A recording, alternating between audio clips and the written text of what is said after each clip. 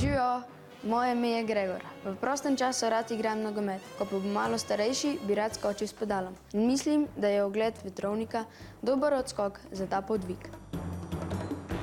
Kaj sploh je vetrovnik? Vetrovnik je simulator prostega pada.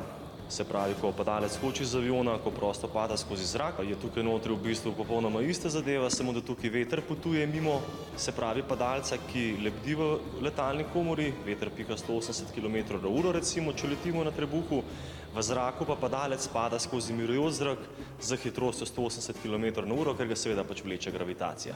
Roke so takole pred tabo, horizontalne.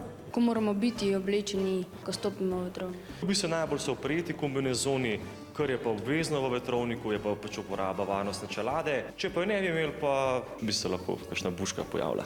Ali je ljudi kaj strah, preden stopijo v vetrovnik? Vsakega je seveda strah, upajmo, no, po večini jih je strah, ker gredo v neko novo okolje, ne? Ampak po parih sekundah strah zamenja užitek, občutki lebdenja, letenja.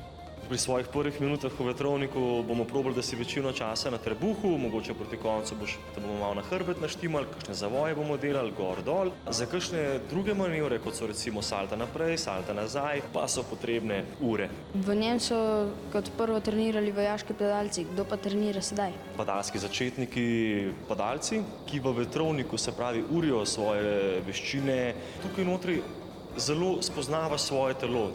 Povezava živčevje, mišičevje, muscle memory.